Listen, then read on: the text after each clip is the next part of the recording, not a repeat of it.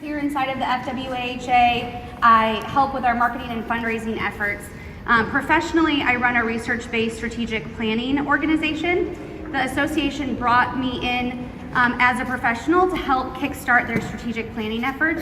Because of that, I'm going to help facilitate tonight's discussion. So I'll be welcoming several board members and leaders inside of the organization to talk through different parts of our annual meeting.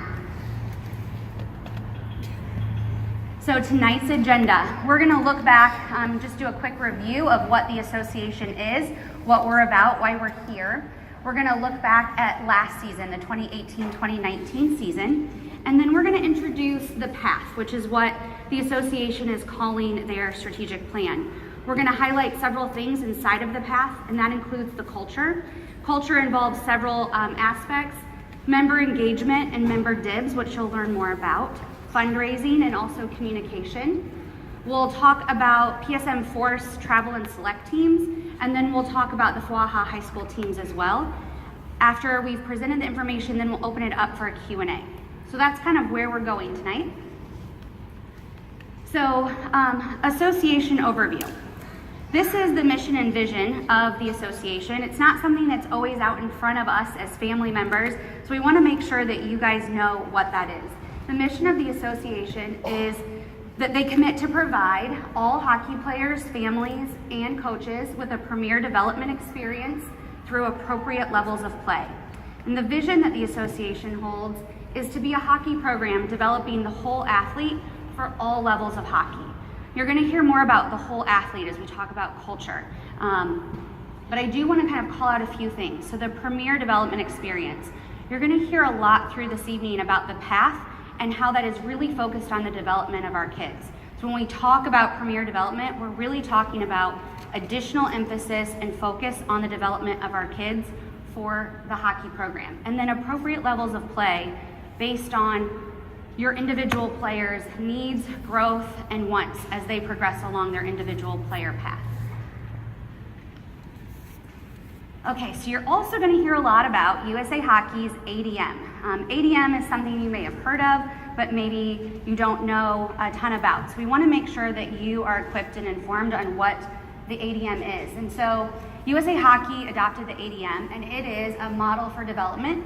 It's used nationwide to successfully develop American hockey players. Other countries have different models, and this is what USA Hockey, our governing board, has chosen as their development model.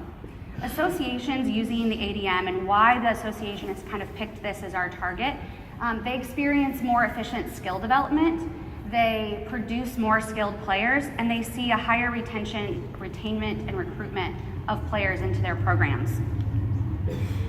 Last year at the parent meeting, we introduced you to the player development path, and we did this based on feedback from you as parents. We heard from new families, existing families, that they didn't know kind of where to go next on their hockey journey. They learned to skate, they did hockey fundamentals, they were playing house, but then didn't know what other options lied in front of them. And so we put together this player development path. You'll continue to see this be a focus and developed and refined as we move forward, and the path of the strategic plan is unveiled. We wanted to show kind of where we stand as an organization based on birth years. So as we look ahead to the future of the organization, where we see some of those numbers going. So this chart is birth years. 2011 is our youngest FWAHA team at 7U this past season, up to our oldest player that was in the 1999 birth year. And you can see how those birth years break down across our hockey products this past year. So high school is in the gray. High school and travel, we had kids who played both. That's in that darker green. The lime green is our travel players, and then select is in white. So you can kind of see the birth years and how those are breaking down. We're really excited about where this looks in the future. So house has been strong. There's been a lot of players coming into the learn to skate, hockey fundamentals. This past year at 8U, we actually had 3 8U teams for the first time. So as we look to the projection and growth of the association, we're really excited about those future numbers. I want to invite Tommy up to talk more about FWAHA and the PSM partnership. Hello, everybody. Okay, so As the Director of Parkview Sports Medicine, I'm in a unique position with the FWAHA, because many of you know that I'm also a parent inside of the organization, but I'm kind of wearing my Parkview Sports Medicine hat right now. We try to get to every single one of our parent meetings. We're partnered with 9 different clubs around the area, and really just want to express the excitement level that is around PSM in relation to the FWAHA partnership. We're kind of wrapping up our second year, and a ton of different things have been implemented, and there's a lot of different things that are very exciting, or just optimistic about the future. When it comes to the different services that PSM provides, I think just about every one of you, I tried to get you as you came in with that little booklet. That kind of gives you a summary of all of our Parkview Sports Medicine services. But just so that you know, when your child is at the Ice House through the partnership with PSM, there's an athletic trainer there almost all the time. And pretty much when your team's there, I can pretty much guarantee that they're there all the time, because most of you throughout the course of the year got to know Zach, our sports performance guy that was the main guy leading most of the team workouts. He also is an athletic trainer on top of it. So even if our stationed athletic trainer isn't in the house, Zach is almost always there, so we're kind of double covered from there. But there's always an athletic trainer there. Inside of that booklet that we provided you, there's ways to get in touch with our care navigators. That is also a big deal, in a way that we can help coordinate your care. We want to be part of the team. Obviously, the sports performance was a big initiative this year, and we had our travel teams and our select teams. Inside of that, I think I'm going to peek up at the slide. This kind of just is an overview of the different stuff that was provided through the partnership. Obviously, the Ortho Express. How many of you guys know that there's a walk-in orthopedic clinic in this building kind of right behind you? Okay, that's more than last year. Sweet. Okay. So basically, right outside the door you came in and to the left, walk-in ortho. They have x-ray, they can do casting. If anything happens to your player while you're over there, we're open 7 to 7 Monday through Thursday, 7 to 5 on Fridays, and then 8 until noon on Saturdays. So that's a little bit there. If we can go to the next slide. I don't have the clicker. It's okay. This is just an overview of the sports performance. I'm going to kind of hope that I don't get feedback here, but I'm going to try to peek. So a lot of people talked to me throughout the course of the year about the sports performance. Zach, the guy that I talked about earlier, he spent 3 years with the New York Yankees doing sports performance.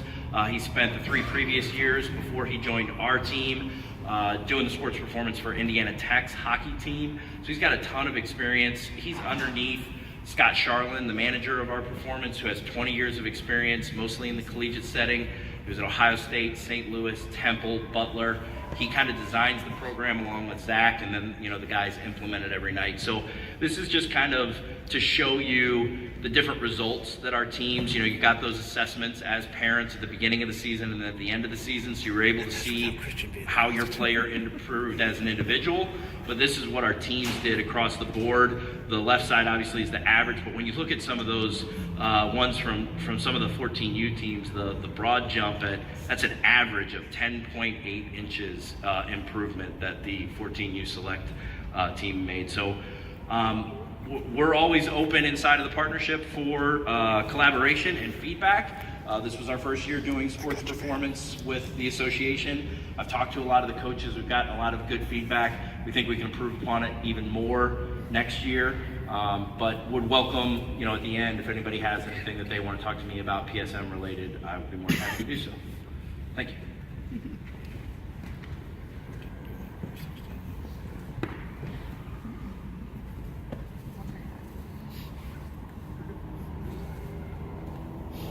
Nope. Did you mute it? Did you turn it off? You got my microphone. Work? There we go. All right. For those of you who don't know me, and I see a lot of familiar faces, I'm Craig Scully. I'm the president of the association. I've been involved with Fort Wayne Youth Hockey probably going on pretty close to 8-10 years. I started out as on the coaching committee, eventually ended up on the Fort Wayne Youth Hockey board, and then became part of the board when we merged with high school 2 years ago. It's our second year. So I'm going to try and move over here.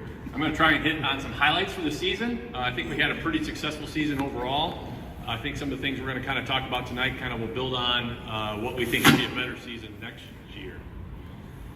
So with that said, just kind of do a little timeline highlight here a little bit. Starting last year, we had a good successful tryout between the high school and the travel teams, and we did some call-outs. With the high performance day in June, we started kind of doing some call-outs with the select teams to really kind of make sure we understood what kind of numbers we had at the select levels as we went in versus kind of waiting till the fall, which we've done in the past. Kind of talked about continuing our partnership also with CanLan and PSM. I mean, our partnership with CanLan is really just trying to help with the coordination between the house and the select and travel programs, as well as the scheduling within the ice facility itself, and also working through the teams and kind of moving through the event. We kind of moved through into August, had our house tryouts in August, had another high performance day. We actually were successful in, with a little bit of help from the McCombs. If some of you know those, having a girls 16U team from essentially around the area. They had girls from as far as South Bend, Angola, some in Ohio, and I think even one or two in Michigan, kind of around the area, that we were able to have it was labeled as a 16U. The age group actually was 12 to 16. Mid-Am kind of gave us an exception on that because it was a girls group. We really had a successful season from them. Let's talk moving. So we also then did a survey, which is going to lead into some of the feedback we had in our strategic plan, which Heather will talk about a little bit later. Some of you were able to participate in that survey back in August of last year as well. So as we come into September, really kind of kicking off the season, we had a great select tryout again. We had our second annual media day, thanks to some help with our Parkview Sports Medicine media team that's kind of back over there. They helped organize that. It's been a great success, I think, for the high school teams, giving them some great exposure to our high school hockey program, which I think is awesome. Hold it in the middle, not on the. Not Right. There we go. Okay. You can teach me sometime. So I think the high school media day was awesome. All travel teams, also something we did last year that was kind of a move by the board, was to get us to move to Little Caesars. For those that have been playing in travel or on some of in the past, a lot of times we play in the Buckeye League. It wasn't always consistent. Little Caesars League, which is ran up in Michigan, has a very consistent level of play. They do a great job of placing teams. It's really well organized. In fact, it's probably, if I had to guess, Jeff, what would you guess? A couple hundred teams in Michigan probably participate in that? Yes. So we actually negotiated a deal, thanks to Jeff, our travel director, with their director as well. We offered them some incentives as kind of a way to kind of get them hooked coming down here. For those of you who don't know, if you played in Little Caesars previously to last year, if you played a home game, those home games had to occur somewhere within their district. Prior to Trine being built, those two closest rinks that were within the district were Jackson, Michigan, and Adrian, which I'm from that area. That's about a 2-hour drive for a home game. Trine got built. We had a few teams that would play at Trine. We really wanted our teams to be playing at CanLan, so we got Little Caesars to give us a waiver, temporary waiver for the year, and get the teams to come down here. It was fairly successful. We had a few teams that were kind of itching because Michigan doesn't travel as much as some of us do. But it actually, I think, is really well to the point that it was well received, and we're looking forward to maybe getting a permanent waiver potentially in place. We're still kind of negotiating that, but we think that's a great win for us to provide a better level of play for our players as they're playing. We also started off last year, where Tommy noted, the PSM partnership grew a little bit, and having our players in the development with Zach. He worked, it was primarily Zach working with almost all the teams, did a fantastic job. Working over off of Rink 3 throughout the entire season. And team fundraising concluded, which we had another successful year with the yearbook. Heather will kind of talk about that a little bit later. And term high school games. So yeah, kind of moving into the heart of the season. As we get into the end of the year, still some debate. We hosted, we think, somewhere around our 40th or 50th year at Silver Sticks. Person that would know is not, we need to find ways to find out who actually knows for sure. Silver Stick doesn't even know at this point, but we're trying to track that down. But a really successful program. If you participated in Silver Sticks before, it's a great opportunity, particularly if you actually win and get to go on to either Sarnia or Pelham. We also had Carroll Chargers win the Memorial Cup every year. For those who are not familiar with high school, that means the city championship. It's a great tournament here towards the end of the season in February. And leading into the playoffs in March, we have our Bishop Dwenger Saints with 1A state championship. I know there's a little contingent of Dwenger over there somewhere. No Dwenger? No? And we also had, as we talked about moving into Little Caesars, we had a couple of teams actually win their seasons outright. And Little Caesars, they kind of restructured them for playoffs, and a couple more teams actually won the playoffs. So pretty good successful season overall for our teams throughout the program, I think. On top of that, this is really great. We had 28 PSM Forest and high school tournament division championships. Kaylee will talk a little bit more about that later.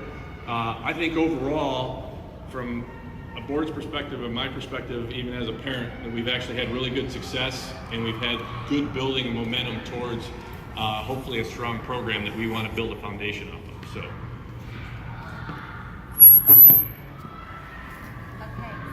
Talk a little bit about the fundraising from last season and the results that we saw. So again, this past year, just like the year before, we offered players the opportunity to cover their player fees by going out and getting sponsorships. So we had at the association level repeat sponsors of both Parkview Sports Medicine and Laser X. All players got a player pass that got them buy one, get one free games at Laser X, got them into the high school hockey games, which is awesome. So that's what that represents. In total, our player and team sponsorships were just over $64,000. And you see that really close to last year, which was just over $65,000. What's great is that the average gift amount actually went up. So last year, it was a $489 average gift. This past year, players received $618 on average. So the sponsorships are working, and we're really pleased about that. In addition to that player sponsorship, we offered families the opportunity to do a Rally Me, which is like a GoFundMe page, if you're familiar with that. So in total, the Rally Me pages brought in about $8,200 in addition to the 64. So when you look at the total fundraising last year, we were up significantly over the year before and quite significantly over the first year at 47.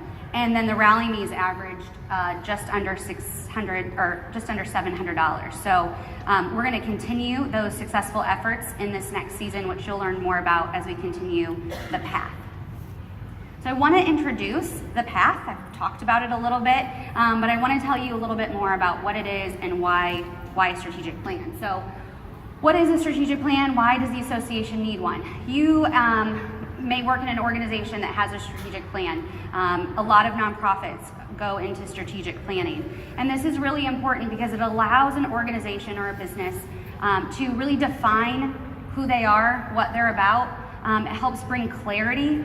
So as we look at opportunities and what we're going to say yes to or what we'll say no to, the strategic plan really helps guide some of those answers and some of those decisions at a board and at a team level. So the path. This really has a few kind of key points that we want to put out in front. It builds on the structure and success of the past 2 seasons that FWAHA has been around. We're not starting from scratch. We are really capitalizing and building on the momentum that we've been seeing already. It does include and take into consideration feedback from families that we did receive through the 2018 member survey. One of those feedbacks was around the skill sessions. There were some bumps in the road, even the first season and then last season. So we're improving the delivery of skills training inside of the path. It increases attention to USA Hockey's ADM, which again we'll talk some more about, and it continues the collaboration between high school and travel teams. We want that to be a great relationship. We want kids to feel like they can play both, and we're building on that success and momentum. So I want to share a little bit about the results that we saw from the member survey. So this is who you told us you were. Who did we hear from in this survey? Does this have a pointer? Yeah, awesome. Okay. So 60% of our respondents were parents of players, just parents. And then the other 40% were parents who are also volunteering, either at the association or the team level.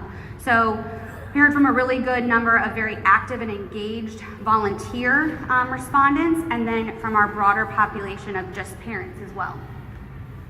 This is the response across the types of teams, so high school, travel, select, house. We heard from a few non-parents as well, but we really did hear a great response across the board from all of the different types of families that we have engaged in our hockey products.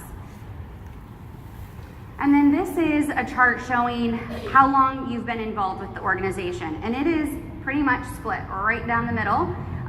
Between the people who responded and said they've been engaged 5 years or more, and the people who've been engaged 5 years or less. So again, as we look at who we heard from, we really did hear from everyone across the association. So thank you for participating. We anticipate asking you questions in this format regularly, not over surveying you, right? But this is a great way to dialogue and begin engagement and get your feedback. So thank you for participating. We really did hear from a broad sector of the organization. One of the questions we ask is the Net Promoter Score. How many of you are familiar with the Net Promoter Score? Yeah, I knew I was going to get less answers than Tom did. Darn it. So the Net Promoter Score is the question you've all heard, which is how likely are you to recommend ABC to your friends and family? We've all heard that question. That's the Net Promoter Score. And what you're looking for here is the amount of fans that you have, the amount of promoters that you have. And the green circles really represent the concentration of fans that we have based on the number of years you've been engaged in hockey in the Fort Wayne area. And we're really encouraged by this slide. The members who responded that they've been involved 5 years or less are more of our fans, and we think that's great. So this biggest group of fans are the people who've been involved 3 to 5 years. So they were involved pre-FWAHA and now 2 years with the Fort Wayne Amateur Hockey Association, and they're responding favorably to the changes and the improvements that we're making. So as we build the path and we look towards the future, we've got a great amount of fans that we are responding to and building for. So I want to invite Kaylee up to talk about what the path is and some of those foundational elements about it. Is this mic working? Good. So what the path is we're going to be really focused on long-term development, and we're going to be laser focused on individual athlete development. Okay, so what we want to provide to the association is a chance for any kid to really get the most out of the hockey path that they choose, whether they want to be in the ASHL and play in a men's league, whether it's high school hockey, or if they aspire to be a high-level juniors player, college, or even maybe one day trying to play professionally. We want them to be able to get the development right here in Fort Wayne. And to go back to the ADM, what Heather had mentioned earlier, inside of that ADM, there's something that's called the LTAD. It's the long-term athlete development, and that's really a crucial part of the plan for the coaches and the players. What that plan does is it really tries to maximize skills within each age group. So for example, for kids that are 7 and 8 in the LTAD, we really want to work on their movement, right? We want them to be able to be flexible, have good balance, coordination. We want them to move well. We want them to be better athletes. So by the time they're 9 and 10, that when we're teaching them the hockey skills, which is the next phase of the LTAD, that they have the motion and the athleticism to fully maximize their potential to learn those skills. And what happens in a lot of associations, and what we want to change in our association, is getting to it is what the path is not is team focus. So when our coaches and our players spend too much time focusing on winning, right, our team systems, we really take away from our individual athlete, and we really limit their ability to reach their potential growth. So that's something that you're going to see more of, is just trying to get our athletes developed so they can potentially be the best athlete that they choose to be in whatever path they choose within our program. So as the path was developed, the board conducted several meetings, and I don't know how many meetings you all conducted. It was a lot. A lot of time and effort and thought and heart went into this plan. And they settled on these guiding principles that would help shape the path. And these are kind of core and central to the focus of the plan. And so the first one is that the association strives to model themselves after USA Hockey's ADM.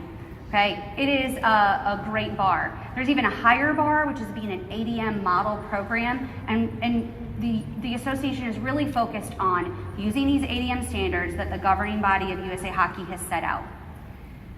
Establishing a player development path, which we've talked about, and then individual path tracking and coaching. So that's in the works, so that you as a parent know where your player is on their path, and you kind of know what the next steps are based on your family and your players' desires. So to Kaylee's point, no matter where their end is, we want you to know where the next steps are for them to go, and we want the association to provide you with those tools in getting there.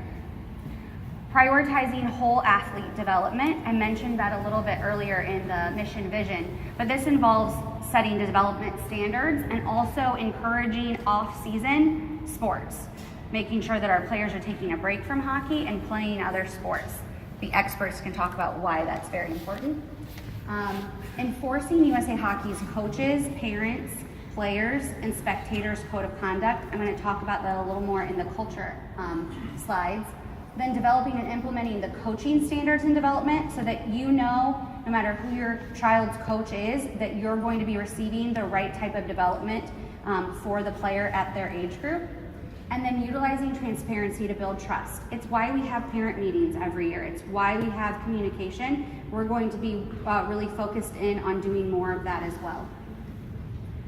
So as the board looked at the path, they wanted to kind of put a target up, a really high target, to say in the next 3 to 5 years, what do we hope we can achieve as an organization? And these are some of the big goals that have been established. So the first one, further developing and defining products and packages along the player development path. The second one is the financial sustainability and growth. We cannot be a premier organization if we're not financially sustainable.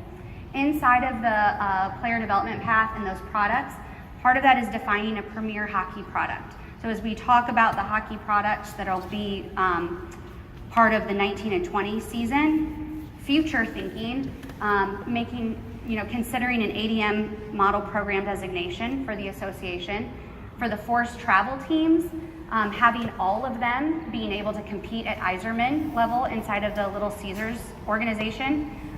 My child isn't in travel yet. I didn't know what that was, but inside of Little Caesars, there's a ranking of divisions. Iserman is the highest division.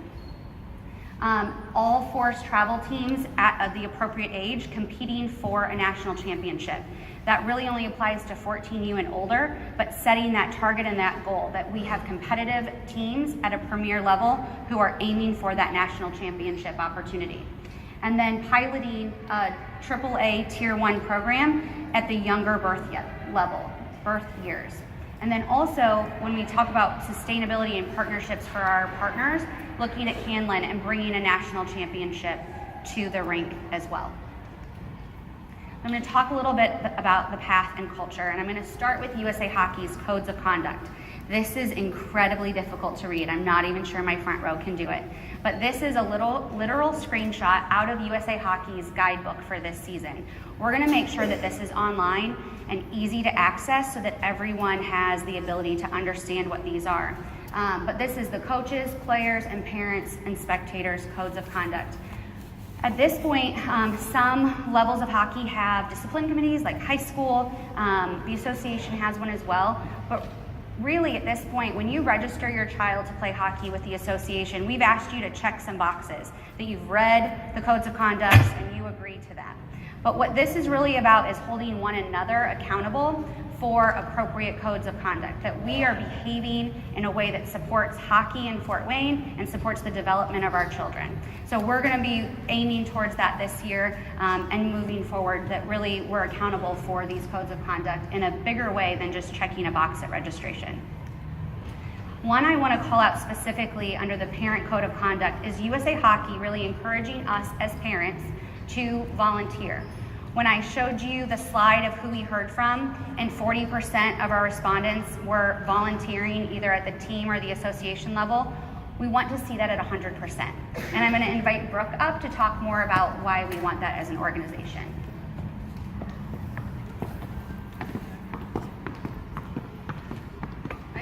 Hi everyone, my name is Brooke Recall. I have a son playing 14U and we are headed off down the rest of the path. So what I want to talk today is about our membership and the engagement of our membership and where we can really utilize and maximize that. Let's slide it. So as you saw in the call out there, USA Hockey has some guidelines, not just for the development of our players, but also for the growth of an organization. And they even call out very specific things for all volunteer organizations, which is what we are. So right now, without the engagement of our membership that we've had up to date, we wouldn't have any of the kind of success or growth that we've seen so far. Looking at the slide before, when we were talking about the big plans that we want to go even in 10 years, obviously we need to get more of our membership engaged to make that happen. But even in the short term, I think there were opportunities this year that we really missed out on using some of the skills and the talents and even just getting engaged with not only just within our organization, but with Canlan as well, some of their events. I think a lot of our membership could have really helped them out a lot. So as we're looking at what we want to do here, one of the things that we did was not only look at what the guidelines that USA Hockey gave us, but looked at some of the other volunteer organizations that are hockey organizations. What are they doing with their membership? Then we looked at other sports. How are they working with that? One of the biggest things I think we're missing out on is we're very reactionary in calling out for volunteers or these opportunities. So we're gonna build a structure around the opportunities that we have to really get engaged. Some of them are things that probably people in this room are already doing already. Others are things that we recognize that are there that we've missed out on really executing well when it came down to it. Others are new ideas altogether.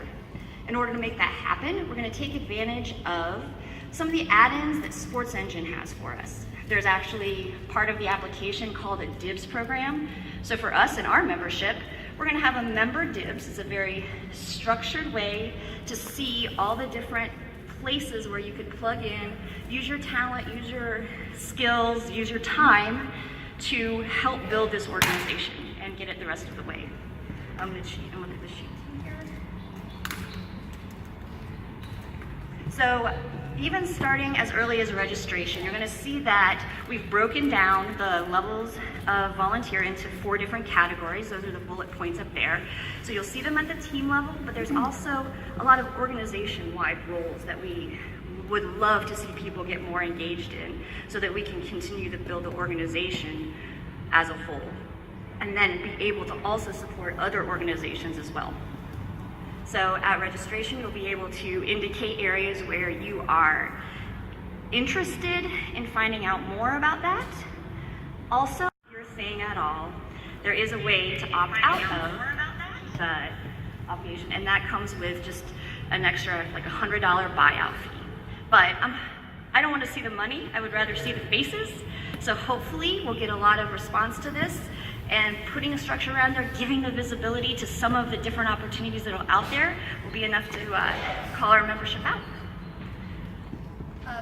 Brooke, just to ask one additional question. So there is a dollar fee up there, but we want volunteers, and the opportunities are not going to be obtrusive. We're not asking a lot, right? We're making this accessible and easy for parents to get involved. We're really looking for their engagement and not their dollars.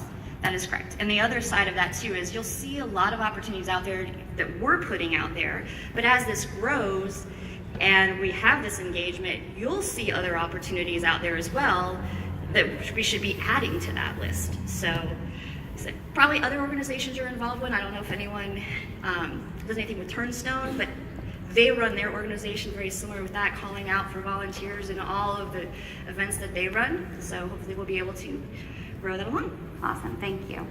So I want to talk about what fundraising looks like inside of the path. I showed you what last season looked like, and moving forward it looks very similar with some added upsides for our families. So moving forward, we are going to continue with the player sponsorship packages. Again, we're seeing continued response to that. We're actually seeing a higher amount come in on those. Last year and the year before, we did an 80-20 split with the player receiving 80% of that money back. We're actually moving towards a 90-10 split. So the players will see now a 90% return on that sponsorship that they bring in. So for example, last season it was a $618 average gift. Last year it was $494 back in your personal pockets. This next season it will be $556, just as an example. We'll continue to use the Rally Me and the Rally Me roster opportunities.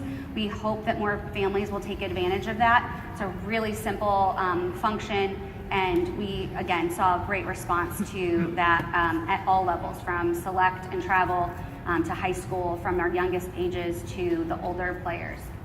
In addition to that, this should say max one per team per season. We want teams to have an opportunity to fundraise. We know that some teams do not do fundraising, and some teams fundraise all season long. And our goal on the path is that we bring some consistency around what we're offering to players and families. And so if it helps you as a family, we want to equip your team with that. We don't want you to have to do fundraising all year long. So what we're giving our teams is a maximum of one fundraiser per year, and we are going to educate your team on what works well. We know the fundraisers that bring in $2,000 to $3,000. Please do not waste your time with a $300 fundraiser, right? So all the money that comes in would be equally distributed among the participating players. So if you don't want to participate in fundraising, you absolutely do not have to do that. But if that matters to you and it helps your bottom line, we want to give you the ways that you can do that. So that's kind of what fundraising looks like on the path. Communication. This was one of the places that we heard a lot of feedback in the membership survey. You wanted more communication and access to information. And so we want you to know all the different places that you're going to see information and where you can receive it. The website is the #1 source of information. It is FWAHA.org. The #1 place that you're going to get info is on the news. News is linked right on the homepage. You'll also find it under About and click News. When we post a news item, we push it out to all of the relevant pages. We kind of overshare because we want you to have as much information as is potentially possible that would be interesting to you. That means when we push it out to your team page, you need to be engaged with your team page. Every team has a unique page where your managers are posting your schedules, practices, all sorts of information. There is also a Sports Engine app that we would love parents to download. This app not only gives you push notifications every time a news item is posted, but it pushes out if there's a change or an addition to your schedule. There's also a chat function inside of it, so if you maybe have used something like Team Snap in the past, that's now all integrated into Sports Engine. If you have, like our family, we use grandparents a lot for help. Grandparents, babysitters, they can go on and download the Sports Engine app and access your team page and get all the same information, so that as many people need to be informed can do that as well. Email. At the beginning of the season, we're going to be sending out more frequent communication to you. Bi-weekly will be an e-newsletter. As the season continues, like basically January on, we'll move that to a monthly so that we're not bombarding you. And really that's how the flow of communication typically works across the season. The association also has a Facebook, Instagram, and Twitter account, and you'll see listed there the type of content that we post on each channel. We do post unique content and we do overlap some of the content. Facebook is going to be, not email, Facebook, because it's just real time and easily shared, is going to be probably our #1 source of information for timely news. So this past season, there was a night where there was an issue and one of the rinks was down and Canlan had to close. There was another night when we had some weather-related issues. We post that to Facebook so that teams and families can get that shared out very quickly. So that's where you'll want to watch. In addition to that, I run our communication. I am one person who runs business and is a mom, and we're very active and involved. I only get to share information that I receive from our teams and our families. So I'm constantly looking for these hashtags. Hashtag FWAHA, hashtag PSM Force, hashtag high school hockey. If you're using FWAHA and high school hockey and your posts are public, I'm going to be able to see that and reshare that as the association. So we would ask for families to help communicate, be a part of the team on the communication side, and share that information. That also helps us as we look to continue to brand and recruit players to our area. The more activity and frequency they see when we're all using the same words and language matters. Okay, so now I want to invite Kaylee up to talk about the force teams. And as he's coming up, I want to, do you love all this information? It's blank. I want to ask you to just put your parent hat on for a moment, just your parent of a hockey player hat. We're going to use the same words like house, select, and travel to talk about these hockey products. And we don't come up with new names, we're not coming up with new words, because these are common terms across hockey. When we talk about hockey and we go to other organizations, these are the ways that we define teams. But I'm going to ask you to consider this with open ears and kind of new eyes, that we're not talking about house, select, and travel in the way that you've experienced it in the past. We're redefining those terms today as we stand here. And I'm going to ask Kaylee to talk more about those definitions and how we determine that. Yeah, so one thing we really wanted to do is, you see the, I guess, 3 different menu items, if you will. We wanted to keep the ratios the same consistent through all 3 programs. So although House League will have less practices and games than Select and Travel, we wanted the ratios to be the same. So for the parents and the players that want more of a recreational path, they're still getting the development, same structure, it's just maybe a little bit less. For Select and Travel, they're on the ice for their development about the same amount, 3 times a week for practice. For the AU groups, a little bit lower. But really the main difference between the two is Travel gets a little bit more off-ice training and the competition level, right? So at the Select level, the games and practices are going to be very similar to what the Travel kids get. The difference is Select will be playing half of their games in the house program, and the other half will consist of tournaments, while, as Heather mentioned earlier, the Travel teams will be playing their league games through Little Caesars, and they'll be finishing up the rest of their schedule with tournaments. And you can see, we're still going to have, one of the things we really wanted to do, and I think we've done a good job the last 2 years, is bridge the gap between the Select and Travel players. You're seeing a lot more Select teams, and you're seeing these kids, they're on the ice together with their skill sessions, so we're trying to do a better job of keeping everybody together. And both of these groups will get dry land, they'll get individual goalie training for their practices, they'll have shooting with Ron, and like I mentioned before, they'll get the skill sessions. Would you just talk a little bit more about I can't stand there. I'm learning how these are aligned and support one another, really, as you're looking at this as an individual on where your player goes on the path and how that helps their individual development. Yeah, so I guess to answer your question, for house, it's going to be more of a recreational path, right? There's going to be ADM stations. Select, like I said, they're going to get the same type of opportunities that the Travel kids receive, just the competition's a little bit less.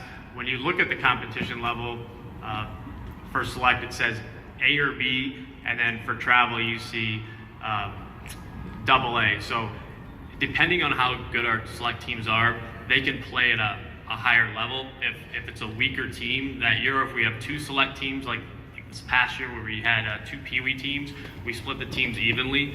So in some cases you may have to play at a little bit of a lower level. Is that kind of what you're asking? Okay. Okay, Kaylee, I need you to stay up here for next one. Don't go away. So we've talked about ADM and what it is and why the association is focused on it. This is really hard to read, huh? Dang. I want Kaylee to just talk through, so there's ADM standards for each age group, and again, as we talk about our goals, want to just kind of highlight so you know where your player is next season. So these are organized by age group. Yep, so this is the, back to the ADM, and just so you know, a lot of other sports are actually using the ADM model. So I think football is starting to actually go to this. Golf does it, soccer does it. But as you see here, these are the recommendations from USA Hockey on what a model program should do. So most of the programs in the country are starting to try to follow the path of what the ADM recommends. And just an example, get over here. So the important things are the amount of players on the team, because we want to make sure that the skaters, when they do play their games, are getting quality game time, right? If you have larger rosters, that means a reduced amount of shifts for each player, obviously, within the group. So we'd rather have smaller rosters, is what USA Hockey is saying, so our kids have more fun when they go to their games. They get more playing time. Another one that's a big one is the length of the season, which it kind of varies for all 4 age groups. Obviously at 8U they're going to be a little bit shorter at a 5-month season. Here, step forward. And at 14U, their season's a little bit longer. And there's actually 2 different versions. I won't get down into the weeds, but there's 2 different versions of 14U hockey. This is kind of right in the middle of what those 2 suggest. You can see the practices, the ratios. USA Hockey wants about a 2-to-1 to 3-to-1 practice to game ratio. It goes back to what I spoke about earlier on the individual skill development. The more games we play, it takes about 11 games to get the repetitions that you get out of 1 practice. So when your athlete or your skater goes on the ice for a game, they're probably going to touch the puck for less than 45 seconds to 60 seconds. In practice, we want them touching the puck for about at least 3 to 4 minutes. So if you add up those repetitions throughout the course of the season, we'll lose a lot of our development if we play more games and practice less. This just shows what those ratios are for every birth year. Awesome. And then Jeff, do you want to come up and then talk about some of the updates for next year? Sure. Okay, this is a scary mic. All right, for those of you who don't know me, I'm Jeff Blakely. I'm the travel director, responsible for both travel and the select programs. I just want to also take a shout out to Ben Parks, who was also functioning as our select director this year, so focusing specifically on the select program. So just a few things that we're going to talk about here. This will be, again, fixed player fee. So this is a big, really significant change to this program this year. One of the things we want to do is create a program-specific fee. So there's going to be a program-specific content, games, practices, training, and so forth. Likewise, we're going to have a specific fee that goes along with that. Now, what's that going to mean? That means that every year, everybody's going to know what they pay. Now, other than traditional cost increases and whatnot, every year you're going to know what you pay. You're going to know what you get. What does this do for us? Year over year, and I've been involved since my son was in MITE. I've been with the program. That's way back in almost 8 years now, 9 years. And I've seen teams year after year have inconsistent programs. So this team has a very light roster. They have 12 kids. They can't afford to do some of the things we want to do. Other teams have 18 kids, no problem. They play 10, 15 more games than the team before them from the previous year. And that's really not what we want to do. Also, they take on additional training. Some teams can afford to hire a skating trainer, do shooting clinics. Other teams cannot. So the idea here is that we provide a consistent program. All teams will get the same thing throughout house, throughout select, and then travel. This will create a fixed fee, and it's really for the good of the program, so that we're not wondering each year kind of what we get. So I think this is going to be what this is also going to do, and I'm not sure if we have that in the next slide. Okay. So it's under roles. Is it? Yes, but it's not on there. Oh, it's not on there? Okay. Well, I'll talk about it a little bit. So, again, we talked about volunteers. What this is going to make from a volunteer perspective is we won't be needing team treasurers anymore. So we're going to roll that into the association. You'll pay your fee. That'll be all managed through the association. So I think this is really a positive step. It's going to make it a lot easier to manage the program, and also ensure that we have that consistent package year over year. Next slide. Yeah, actually, I'm going to ask Craig to come up just for a moment. I'm good? Yeah, All right. you're good. I can talk a little. So Jeff and Kaylee kind of talked about our plan for the house as we partner with CanLand, what we plan on for select, and what we plan on for travel. We've been working on building budgets for probably the last 6 weeks, trying to see what that all looks like. We're still working through some numbers. We did have a meeting last night with some of the managers. We've had a coaches meeting probably about 2-3 weeks ago as well, kind of working through some of the development paths. There's still a few tweaks we're trying to make out of that. Our intent is that over the next week or so, we kind of iron those last out, finalize a few things, get some additional feedback, and then we'll be rolling these back out either to you directly through another meeting or directly through your managers. So just so you know, we've talked a little bit about kind of what the program will be. We've kind of set on where Kaylee's looking for from a development standpoint on the structure side of things, and we'll kind of put that package together here really soon. It'll look very similar to what you've seen in the past, with probably a few little tweaks, but we're trying to do our best to kind of keep that balanced right now. So with that, I believe we're going back to Kaylee.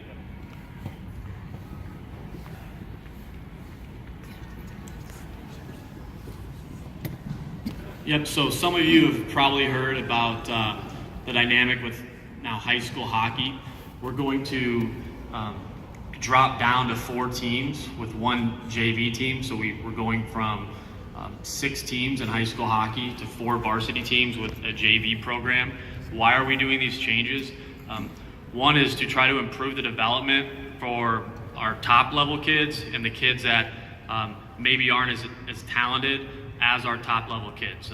One thing we saw in high school hockey this year, I was a coach, is it was very difficult to develop both ends of the spectrum, right? And every team had kids that were very skilled, and some teams had kids that didn't see the ice much. So the idea to have a JV program is to allow the kids that didn't get as much ice time on their varsity team to get more playing time, okay? And then also allow a competitive varsity environment where our top teams can play at a higher level. And like I said, for the top kids in the program, we also want them to have a path if they want to pursue hockey after high school here in Fort Wayne. Who decided? The teams discussed and made a decision themselves. Summit City, which represents Snyder High School, Fort Wayne Bruins, which represents Northrop, and then the Dwenger Saints.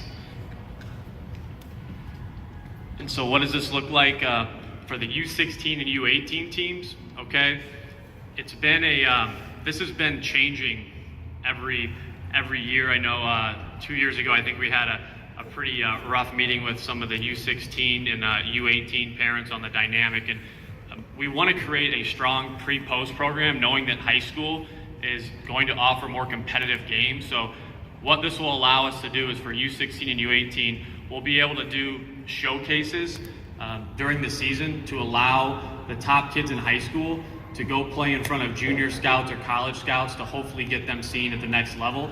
And this won't interfere with high school hockey. So we're working with high school hockey with better communication to allow the kids to play pre-post, but then also play in our high school program. And for the JV team, We want a competitive JV team as well, right? A lot of our varsity teams right now are competing at 1A and 2A. There are options, and we're looking into those on teams that are in JV leagues from around the area, so we can allow those kids to get more playing time in the games and to help them develop, right? In other high school sports, there are freshman teams, there are JV teams, there are varsity teams. The dynamic of high school hockey right now is there's 6 varsity teams, but there's really no path for the kids that aren't playing to get the ice time they need to develop.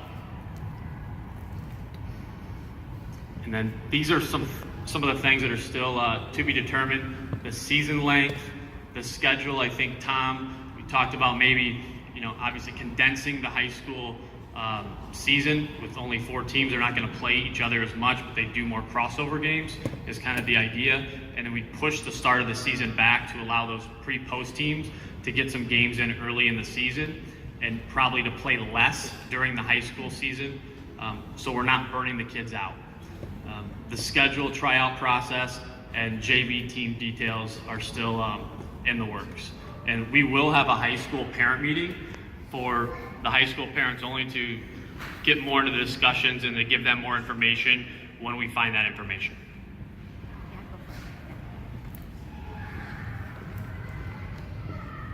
Just to follow up, for those of you that may not know, so still a little bit to be defined as well on the high school side.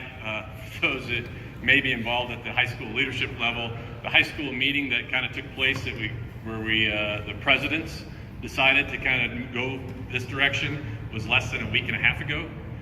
So there's still a lot of variables we're trying to work out, so that's why it's not quite defined, and we've asked for just a little bit more time to get that defined because we want to make sure we got good communication there and we're kind of working through all the bugs and we're not presenting something out of turn. So that's part of the reason why we don't have all that information in place, is this is kind of a moving target at this point, since the decision in some cases is still being made by the teams at their level. So next up is Jeff, and I'm going to talk about some key dates. I just want to piggyback for a minute on one thing Kaylee said, just regarding the 16 and 18U. Last year, I just want to say that, we did a lot. I think there was a significant improvement in the coordination of the scheduling. I think that we had a meeting early in the season last year, and I want to thank the high school teams and their leadership to really working with. It was great to see the 2 organizations, high school and the Fort Wayne Amateur Hockey Board, working together to really coordinate the schedule. It wasn't perfect, but it was there was some allowances made with crossovers and so forth. So this year, piggybacking on what Kaylee said, we're working on improving that, and with the changes that have happened in high school over the last, with respect to the last meeting, there's going to be more to come. But so I'm encouraged. I think that we'll find a good way to coordinate those 2 programs. And again, we know that last year one of the challenges was there was still a lot of games for those players who were playing both 16 or 18U. Unfortunately, we didn't have an 18U team last year. We hope to again this year. But our goal is to make sure that we're not overly burning out kids with too many games, both in high school and 16U. So I just want to throw that in there. I'm going off script. I usually can do that, no problem. But I think that what we've got going here is really gonna be beneficial for everyone involved. So, did we jump ship? You're good. I'm gonna jump back. Go backwards, yeah. Maybe. Hey, Aaron, you want to advance the slide? This is the one I need to see. Well, that's my computer. Sorry.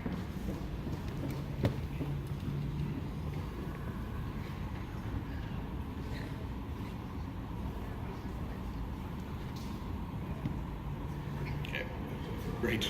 Okay, so a little bit about so what we're going to be doing with tryouts this year. You can see coming up here in May, we're going to be having 10U all the way through 18U.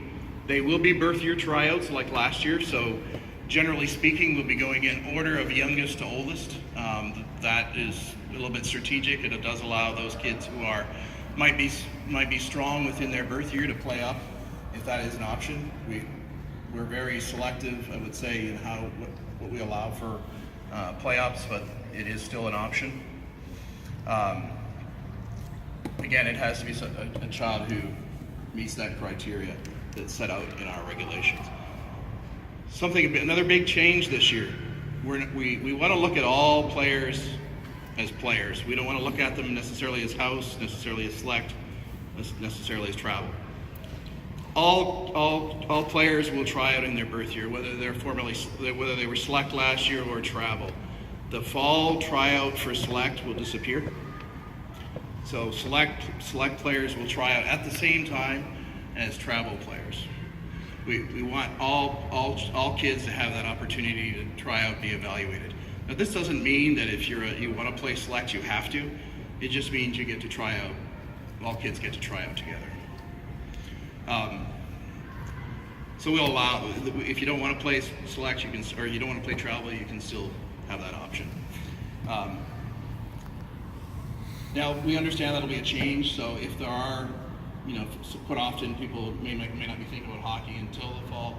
There will be always opportunities through supplementals. So in June this year, we're going to have, and we'll get to the dates in a minute. High school tryouts will follow in June this year, as well as what we call an 8U select call out. Now the reason for the call out is because for 8U, these are players and families that are not as familiar with our program. We want to start reaching out and communicating to those people early on. So we'll be doing that in June of this year. Another thing that we really want to strongly promote is the Fort Wayne Hockey Academy. Bruce Boudreau, for those of you who don't know who that is the coach of the Minnesota Wild. And Ben, his son, has works with the Comets and has been working with our program for the last couple of years. So this is quality training, so I highly recommend you get involved and get your players signed up. This is something that to get in Fort Wayne is pretty incredible. So we should, so I strongly encourage you to do that. House tryouts. So house tryouts will be in August this year, like late towards the latter part of is that right, Nancy? Towards the end of the month? Or Brian's over there too. So towards the end of August, house tryouts. And then we will maintain the 8U select tryout in September, just for the reasons I mentioned earlier, because these are families that are new to the program, and we give them a little time to kind of get into the groove. So, and these are the dates that are important. Get out your phones and take pictures. We'll have this up on the website as well. So the May 11th, and there's a kind of the order is a little different. We are actually going to be doing our 2010s through 2005s the second weekend of May. And they are in the order as you see. They'll be Saturday and Sunday. All the way through 2005. And then, you can go right to the next slide. Unless people want to take a picture of that. Yeah, go back.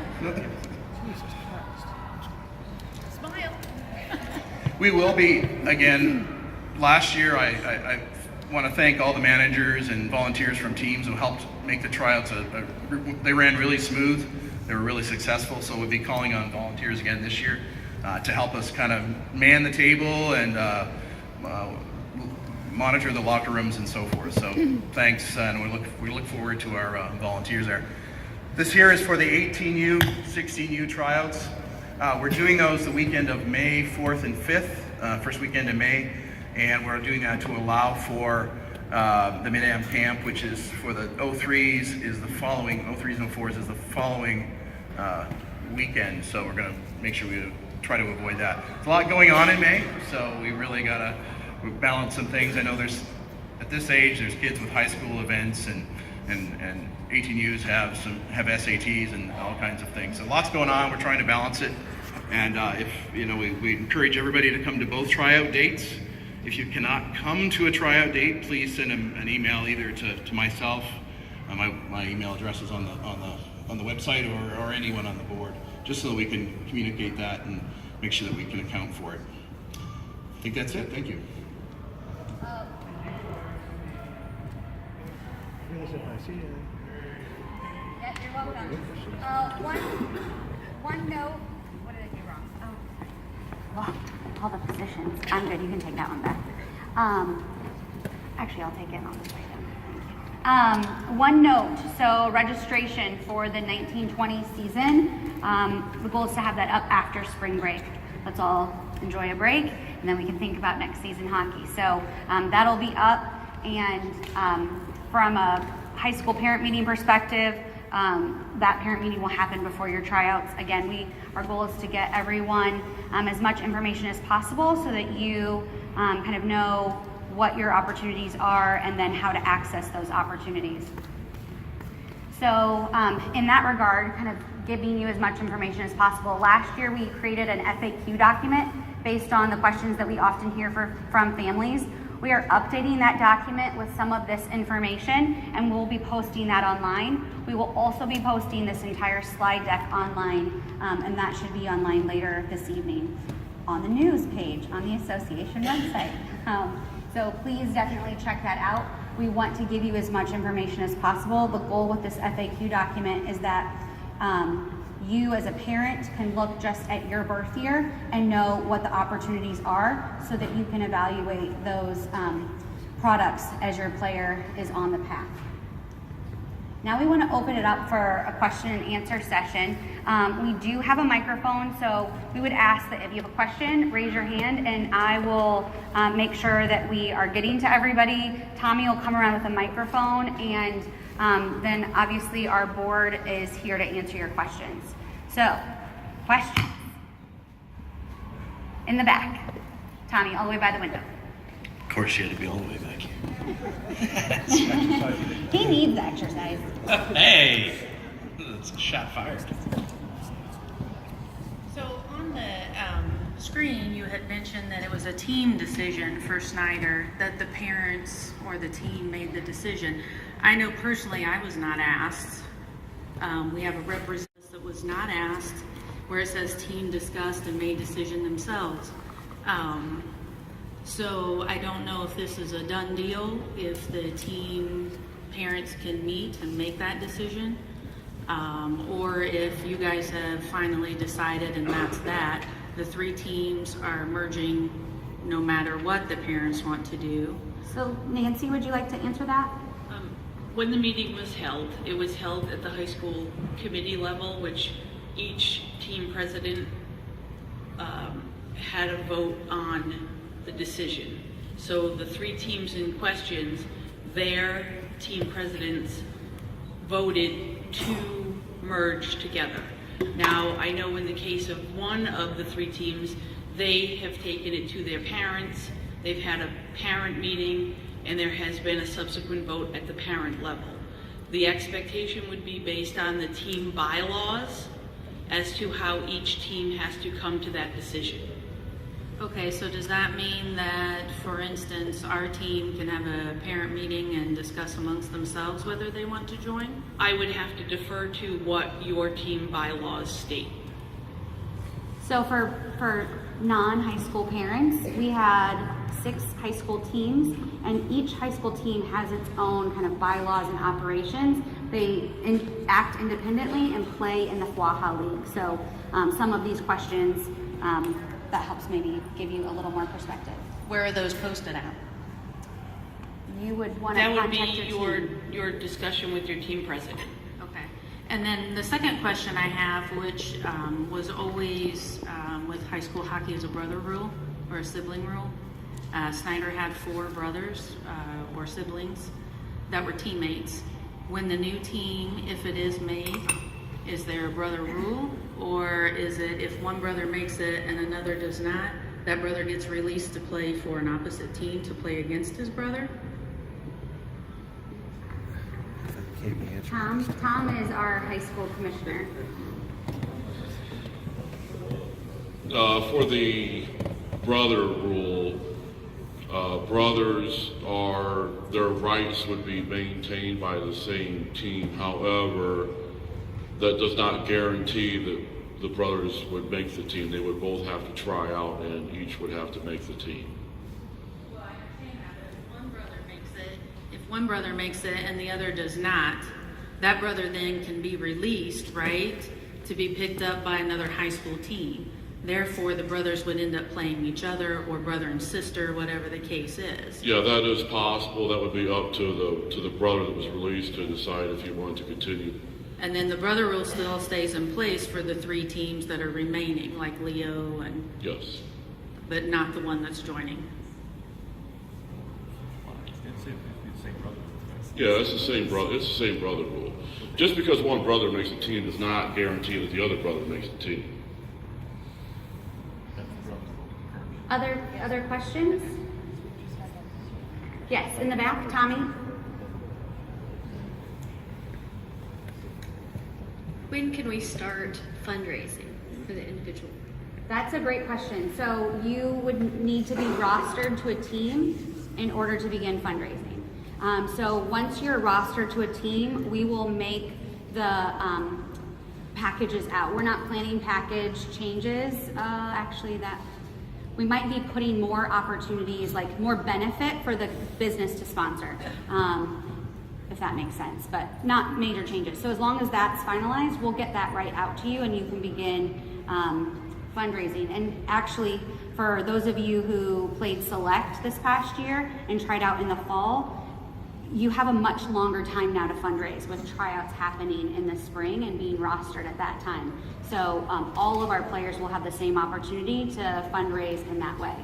Rally me's would be the same way. My goal is to give you a time frame, like to say yes, so that we're kind of opening rallies at the same time and have a close date, so we're not dragging those on throughout the season. Good question, thank you. Yes. So as far as the tryouts are going to happen in May, so when are the teams going to be rostered? Okay, question is, tryouts are in May, so when will the teams be rostered?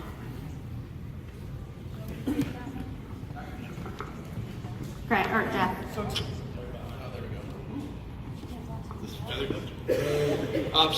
just it'll be very similar to last year. So we'll have our tryouts, and then we'll have within 48 hours we try to announce our teams, so you'll know whether your player is going to be rostered to that team. From there, we'll go ahead and generate the rosters. So it'll be the same way we've done it in past years. Okay. Another, did you have a follow-up? We've done several different things as far as where, jerseys and warm-ups were brought into the budget, and then sometimes they're not. And now, how is it going to work when you have an individual player?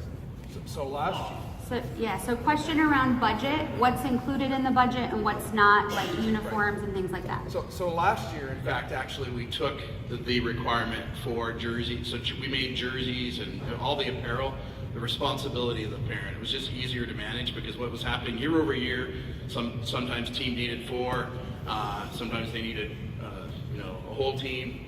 So what we're going to do, and just like last year, although last year, because let's go back 2 years, when we rebranded, we replaced all of the uniforms. Last year, and Brandon's over here, there was very little neat requirement to actually, probably wasn't that many last year. Is that correct, Brandon? Yeah, and we're talking about jerseys and uniforms. Probably new players needed. Yeah, so probably a few, but new players and so forth. So not very many. But anyways, so you'll manage it directly with Brandon through the pro shop. Just like last year. Say that again. It is outside. It is outside, just like it was last year. It'll be outside of that player budget or the team budget. Again, team budgets are going away, but it'll be outside of that player fee. To answer that question, maybe what does the player fee cover? Like it's development, it's your games, right? It's all the things required to make your player be a hockey player and play games. So it's anything. Is not going to include things like team parties, awards, and things like that. It will include your on ice, so your practices, your games, and if your team has a paid coach, such as maybe in the midget division, that will be included in that as well. What is the player fee? What is the player fee in terms of dollars? Is that? Craig, you want to answer that one? Yeah, so that, I'll just do it. I got a loud voice. I used to yell at kids on the ice. Okay, just turn that one off. So that goes back to the numbers still. We're still trying to work through some of those based on some of the feedback we had last night. Again, we're trying to hold it as close as possible. For those of you who do know, I mean, we've been partnered with Parkview Sports Medicine. They are a sponsorship of ours. We receive sponsorship dollars for those. Those sponsorship dollars have actually gone to pay for the skill sessions that your players have been receiving. They've been gone to pay for the rebranding of the uniforms. It's gone to partially pay for the performance you were receiving last year through Parkview Sports Medicine. So we as an organization actually have been subsidizing many of the skill sessions and stuff that your players have been receiving over the last couple of years, partially on a design by us. We wanted to find a program and fine-tune it that we think was suitable and great for everybody in the organization. We wanted to do that with our dollars, not yours. So once we've got that established, we'll start to kind of work that budget back in and the numbers of where we're trying to get with practices, getting with skill sessions, getting with off-ice training, and also with performance training. So we're still trying to work through those numbers. I'm expecting them to be very similar to what you have in the past. They're not going to be anything way out in left field. We're not changing anything. This is not going to be the Tri-State Spartans. It'll not be any Chicago mission. We understand our marketplace and where we are from dollars and cents. We want to bring the best value we can for those dollars and cents. We will continue to subsidize the teams as well as we move into the future. So that again, to try and keep that balance. So the numbers are still kind of getting worked out, but I would expect them to be very similar to what you've seen in the past. Good. Next. We got one up here. Yes. I'm sorry, really quick. The question was, will we know that information before tryouts? Yes. We want you to have as much information as you need in order to make the decision about tryouts and the path. In fact, on that, I would anticipate within the next week or two, well, next week's spring break, so everybody will disappear except for me. Well, a couple of my kids disappear. So if anybody wants a couple more, I got a couple. I'll be glad. No, sorry. So probably after spring break, we'll be able to get that wrapped up because we'll be missing a few people next week to try and tie those numbers down. So. Mr. Milan? With the birth year tryouts being in May, I assume we're going to figure out the coaching staff before then. What's the timetable on that, Kaylee?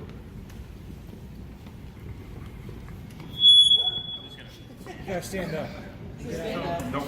So coaches are registering like now, so hopefully sometime in early April, the coaches will know what coaches are coaching on you. So like in a couple weeks? Yeah. Okay. Yeah. So coaches in a few weeks. Yeah, registrations are continuing to come in, so if you are a coach out there, I would just encourage you to go on the site and register. That way I can reach out, and we will be having coaches meetings as well as those coaches continue to register. Okay, in the back, hi, Robin. Hi. Seeing as the floor kind of opened up for the whole coaches thing, has any thought been given to not having parent coaches to eliminate some of the issues that have magnified themselves last year, and also the bullying issues? Are there going to be coaches in the locker rooms at all times with our children this year, or are kids going to continue to get bullied and hurt in the locker rooms? Haley? Yep. So to answer your question on the dad coaches, obviously we don't have coaches growing off trees, but the ideal plan is to have non-dad coaches if we can, a candidate. There's many of our coaches in our system are dads, and they do a great job with their practices. One thing that Heather touched on before is the code of conduct and the safe sport. The coaches, in the meetings that I have with them, there will be stress on the importance of safe sport and the bullying issues in those meetings.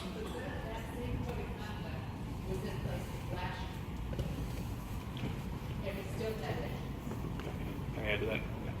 I'll just add to that just a little bit. So Brooke talked about the volunteerism too.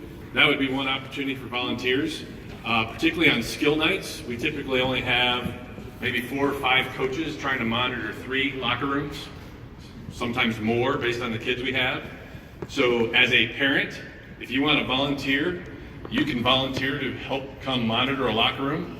It's a background check, which is next to nothing, and do they have the safe sport? And the safe sport. And probably gender specific? And gender specific, yes. Particularly definitely at the older ages, but would strongly encourage, as a coach, I know it'd be very helpful to have people monitor the locker rooms. Sometimes you're getting prepped for the practice and you're kind of in and out a little bit. And the skill sessions are the ones that are probably the ones that we could use help. So as you're looking at volunteer opportunities, keep that in the back of your mind. Get background check, safe sport, and you can be a great benefit to your team and your coaching staff. I know most coaches would love to have a little support in it. Register for USA Hockey, but it's free for volunteers. Yeah, we'll put that link up online as well. Turner, you have a question? Hi, Turner Watson, Fort Wayne, Indiana. Hi, Turner. Welcome today. Thank you. With regards to the coaching, I think part of and what Robin maybe is alluding to a little bit is last year during the skills session, and I know that there's going to be a concerted effort to make this better this time around. Speaking for myself, I know that as a select coach and a house coach, when the skill sessions were broached to us, and Tommy, we had a meeting, here with everyone about what was expected. It wasn't implicitly stated, but it was the I think impression that a lot of the coaching staff had was that because this was a PSM thing that we're paying for, that a lot of the on-ice stuff would be handled by some of the rink staff, so the Parkers, the Prestons and that sort of thing. So I think that maybe, when you have a big group of select kids and travel kids all in the locker rooms at the same time, I went in there myself to tie skates or whatever sometimes, and there were no adults in the locker room. I know the safe sport mandates you try to have 2 at all times so that you don't end up jeopardizing children or whatever. And I'm hoping that next season, to address Robin's thing, that maybe is something that we communicate a little bit better with, or make a better effort to make sure that coaches are in place all the time in the locker rooms themselves. And I think moving into next year, the term skill session, there's still going to be skill sessions, but the coaches are going to work together and make sure they're on the ice for those, because in order to hit what USA Hockey recommends for the number of practices they need a week, it is 3 practices even at 10U and up. So it's going to be more of a requirement. Now, it's going to be difficult for every single coach to be at every one. We understand that, but there does need to be more coaches on the ice for those skill sessions to run effectively. I know we're going to reach out to Indiana Tech as well and see if Frank can allow us to use some of his college athletes to help be on the ice and demonstrate. Obviously, it's very difficult for Ron, John Salway, and Benny to run an effective skill session if there's not, enough bodies on the ice. So you're spot on with that. But that will be talked about in the coaches' meetings and what those expectations are. And if there needs to be a rotation between the coaches to make sure they're at those sessions, then that will happen. Good. Just let me piggyback on that for 1 second. So, and then I'll get to the next question.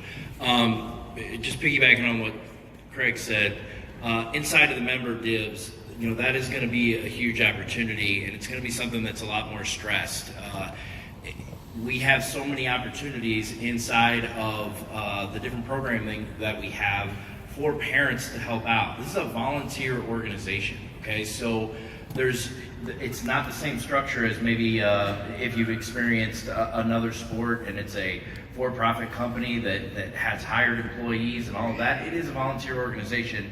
So any help that we can get inside of the different programming that's offered to have a little bit more monitoring inside of the locker rooms is really going to help the guys out on the ice that are already putting in their fair share of trying to help develop your child. The coaches are definitely doing their part. And so I think that it's really on us as a complete organization, not pointing the finger at anybody, but it's on us as a complete organization to make sure that we can have the quality that we want inside of the programming that we're offering, and we can have the monitoring as well. I know you had a question. You've been waiting patiently. Will the coaches be announced to the parents before tryouts? Yeah, that's the plan. So once the coaches are Once I have the meetings with the coaches are announced, we'd like to get that information out, obviously, before tryouts to parents, so they know who's coaching the team that you may want to try out. Okay, great. And then if you're not sure if you want your child to play travel or select, since that tryouts at the same time, do the travel coaches come up to you and say if they would be interested, and then you can go select if no one does approach you? Or So within that 48 hours, what will happen is if your child is good enough to play on the travel team or makes the travel team, then you'll receive a phone call, and then you.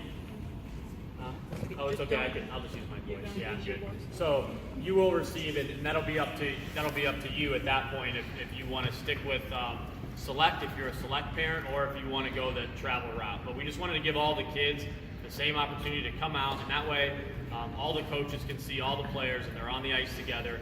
And if, like Jeff said, and we're going to stand firm on, if you want to be if your kid wants to play select, they're not going to be forced to play on a travel team. That opportunity will still be there for them.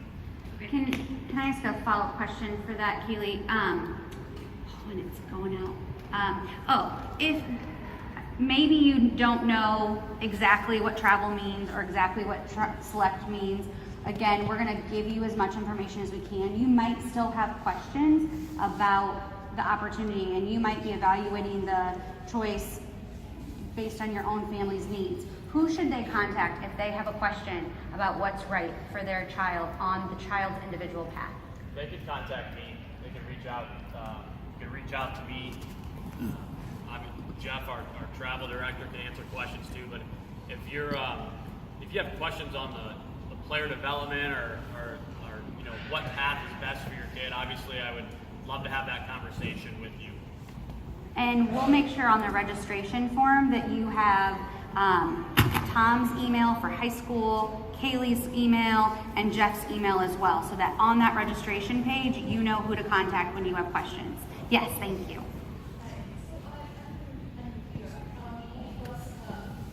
Your objective is player development, and of course, we want to be competitive.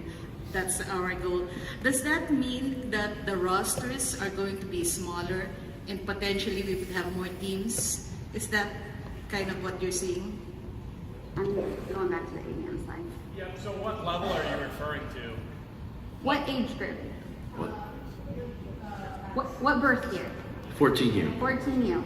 14U, yeah. So the 14U rosters are larger. You're going to have anywhere between 16 to 18 skaters with 2 goalies. Okay, on a U14 roster. Question. Hands up. Chris? Here, Chris.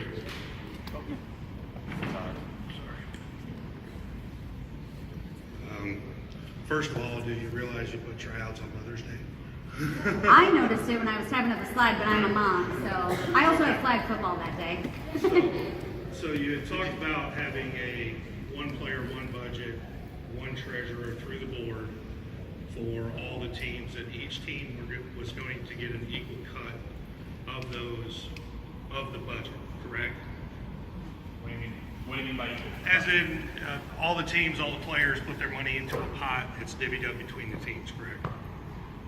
You're buying a product for your players, for example. And we're paying for everything, and we still pay above and beyond the income we'll receive from all the players. That's the question. No, my question is I'm seeing up here, okay, your 8Us, your 13 skaters, 0 goalies, the 10U, 10 to 12 skaters and a goalie is obviously going to contribute to that less than your 14U that is having a bigger roster.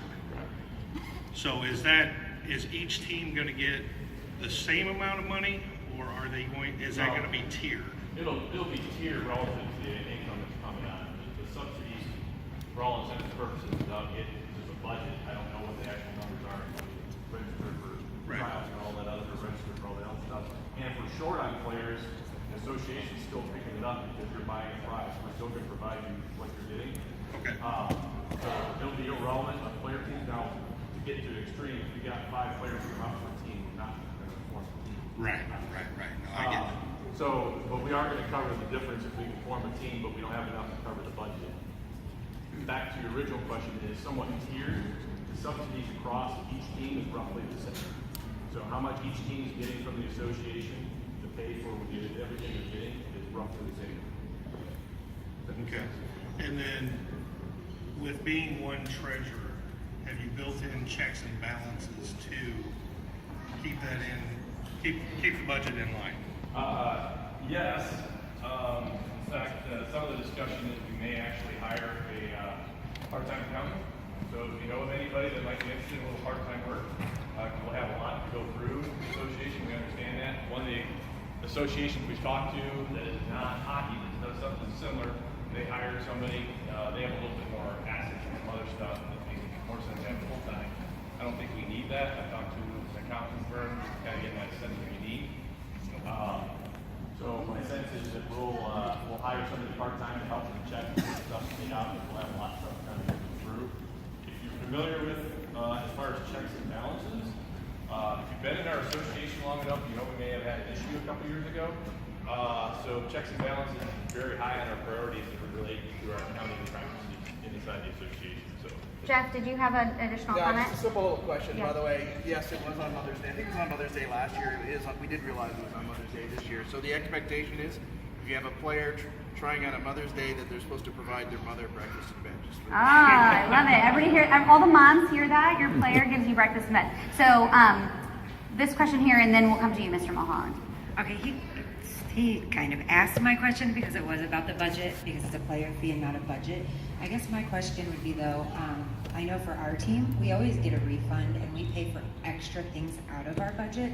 Like we paid for our team party, we get pictures, and then we pay for a lot. So we have a lot of extra money left over. What are you doing with that? Where is that going? If we don't get that, I mean, I kind of put it into my player fee because I just pay my player fee. I don't get, he doesn't get sponsored. So where's that money going if we don't getting it back? And it's not going for our team. Actually, it will go toward the team. So this goes back to the subsidies that the association's been paying as we've kind of developed this program. So just to throw a number out, I don't know if I threw this out earlier, but the association paid close to about 40 grand last year to pay for skill sessions and for the performance training on top of what you guys already paid. That's the association money that paid for it. The Parkview gave money to the association. The association paid the bill for skills at a level of $40,000. Yeah. So through that, as we develop the program, we'll still continue to sponsor, maybe not quite to that level because we want to find new things to actually put in for development for our players as well. So we are still subsidizing the team. Yes, you may not get a refund. And I'm on your team, obviously, so I know you're getting a refund. I get it. So we're all focused, our focus is purely on development. What people want to do with their party money is all different. I get it. We want to make sure that we're putting development first as far as it relates to where your money goes. To make sure, because there may be people that want to put their money towards that. As it relates to, again, so you will start to pay for some of the skill sessions and some additional towards the training, I guess, for lack of a better term, with your money. That's where the refund's going. It's not going to another team. That's another question. There is no team that is actually paying more than what it'll actually cost to actually run the team. In any instance, across the board. So in any instance right now, where we're at right now, it's all being subsidized based on the numbers we're doing there. We're short players, just to get an idea of the risk that we're short players in this association by one or two players across all teams.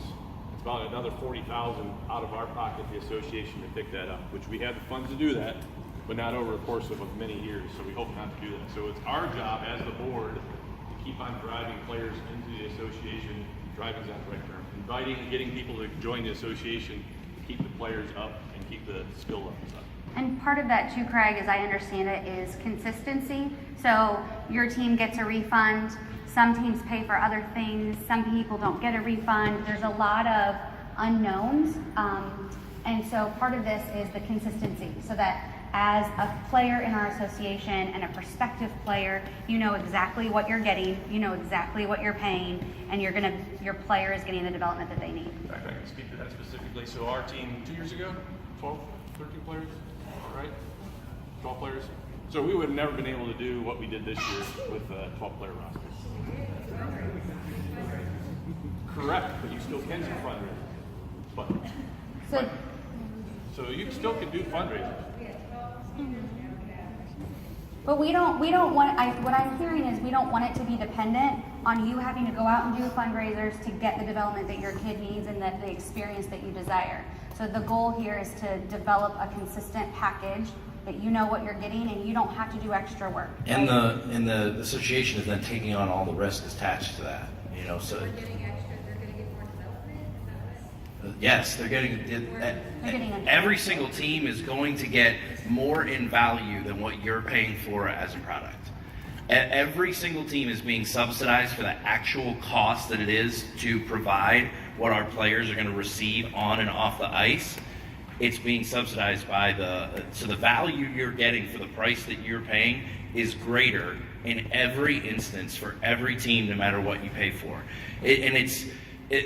While we know that this is a bit of a culture shift from what has been done in hockey in the past, this is not recreating the wheel. Most travel sports, you sign up. I mean, how many people in the room have other kids in other travel sports?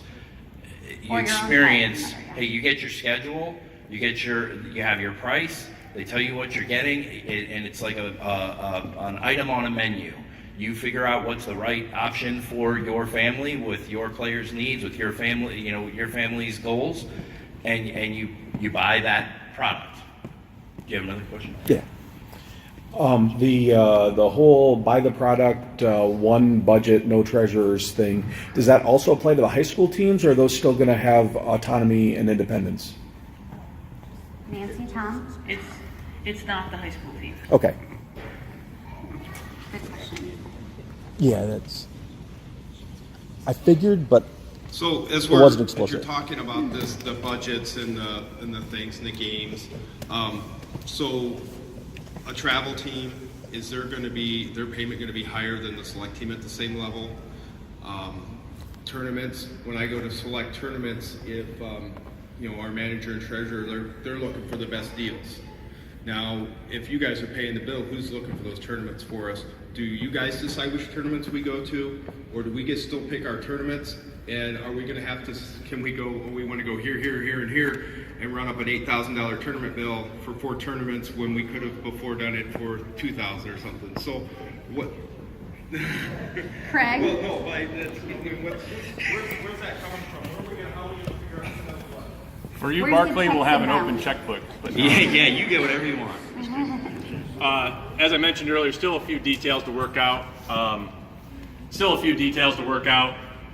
Conceptually, we thought about having, those who've been managers for a while, we can all put in a group of where the good tournaments are at. So one thought process, we might have a pool. We might try to group purchase from an association standpoint from that pool that, hey, I'm making Big Bear or whatever, hey, we'll buy 8 tournaments from you at a reduced price, and then divvy them up among our teams. That might be one option. We will not dictate specifically what tournaments you're going to. We do want to make sure they're competitive, so if we end up going to a tournament and you end up cakewalking through it, we might question that to you. But we are going to give a group. Right now, conceptually, we're thinking about having a group that you would actually choose from and that you could go to.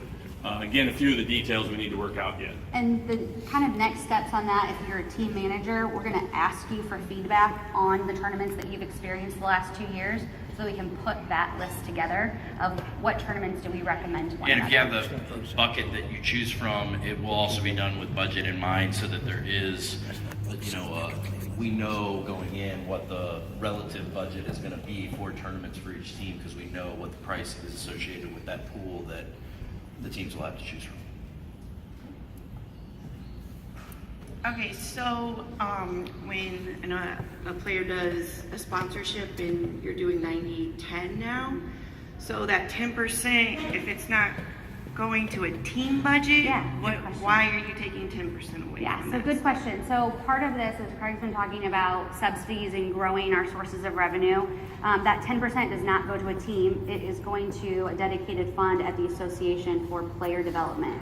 It will only be used for player development and advancement. So like my son, he has tons of sponsorships and whatnot because it's expensive. So, I mean, I do a lot of sponsorship, but another player could do no sponsorship. And so that's why we didn't do the 80-20. We want to put more back in. What that looks like across the association dollars. And as we talk about the sustainability of the organization and some of these other things we want to put in place to enhance the product, that money will help deliver that where we wouldn't have had the ability to do that before. okay, and I have a different question, totally a different subject. You guys keep talking about individual growth and individual development, and I know this year my son's in 12U, so he doesn't do a lot of the skills at practices, but I guess he was more fresh on like a team atmosphere, like practicing as a team and not as much as an individual, doing each skill every single practice every week and not learning, you know, certain positions and plays and stuff like that. Kaylee? Yeah, I can answer that. So within the USA Hockey guidelines, there definitely is a guideline for the teams to work on a percentage of that time being your team time, right? So we definitely want the coaches and the teams, we want them to feel like a team. We want them to do the team concepts that the kids need to learn. One of the important things to remember is that if we focus too much on that team development or the team structure, right? We have to remember the game of hockey, it changes, right? So a lot of times what will happen is, well, a kid will be so focused. I'm just No. He turned it up so that you would put it up. He's messing with it. Okay, so the game of hockey will change. So if we're training kids on a certain system by a certain coach plays a certain way, it may be more difficult for them to take that onto another team. Where we're encouraging our coaches to do more concepts, okay, and not so much of systems. That's USA Hockey is really big on small area games that teach the kids how to do multiple things within one game, that they can take that concept and do it on the ice, right? If we think of the game of hockey, okay, it is a team sport, right? But if you think of a big sheet of ice, the game of hockey is really small area battles on a big sheet of ice. And USA Hockey recognizes that, right? And that's why they're doing more small area drills. That's why they want more repetitions. So there definitely is a team dynamic that needs to be met from the coaches, but the skills do outweigh that team dynamic part for our individual players. And that's why we're going that route, and that's also what the governing body, USA Hockey, suggests that we do. Good. Other questions? You're next. There you go. Oh, Dave can back me up. I just had a question on the 7U and 8U where it says 0 goalies. And I do understand the reasoning for that, but my question is for the kids that have played goalie so far last year, they've only played goalie, they've been trained as goalie. Or is there going to be an exception for those kids? Haley? Yep. So just so you know, these are the USA Hockey guidelines, right? So we're not right now a model program, so we're trying to get as close to these numbers as we can. So when we talk about goaltenders, especially at the 7U, 8U range, even at Squirts, USA Hockey recommends that they don't want kids to just specify or only play goalie, because a lot of times what will happen is that player will change their mind. And not saying that your kid is going to do that, because I'm sure that but it has happened in the past actually to one of our kids in our association, and he was a goalie in Mites, and then he decided at Squirts he wanted to skate out, and his development really lacked because we didn't give him the proper skating skills. So you'll hear this time and time again. The goalies have to be the most athletic player on the team, and most of the times they're actually your best skaters. So at the younger ages, it's okay if you have a team like where you have an individual goalie that no one else wants to play. If he's playing the majority of the games in net, as long as that player is still getting the development, skating out in practices, or maybe in a few games and giving other kids the opportunity. We just don't want to stunt a kid's growth if they change their mind, at such a young age. So, but yes, I know one of our other goalies, Jackson Schiebel, he plays mostly goalie for his team, but he also works on skating out as well in practices, and the coaches do a good job of recognizing that. And Kaylee, is that part of, especially at that age, we only have a select product, so all those kids are also in-house? Is that really where the opportunity to kind of flex the muscles in the different positions comes into play? Yeah, I mean, we can definitely use the house program. I don't know if Brian's here. I don't want to speak on his behalf, but we can definitely use the house program as a chance for those goalies to play maybe in their select game, but also skate out in house. But also let them skate out a few times and select too if another kid wants to play goalie with the select program. Awesome. Question really quick in the back, Robin, and then up here to you. I didn't really have a question. I just wanted to talk about goaltending. Okay, a really quick comment on goaltending.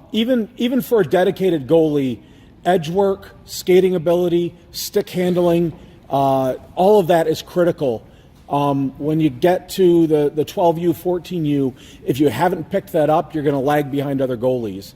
So even if goalie is your passion, you still need to know how to do all the rest of that stuff. And you understand the game better. You understand. Robin? I agree with what he said, but I have a question, and this kind of goes back to more of the house league. One of the issues that I had to deal with my son, although he skated out, he's a goalie, but then he skated out his team he was assigned to.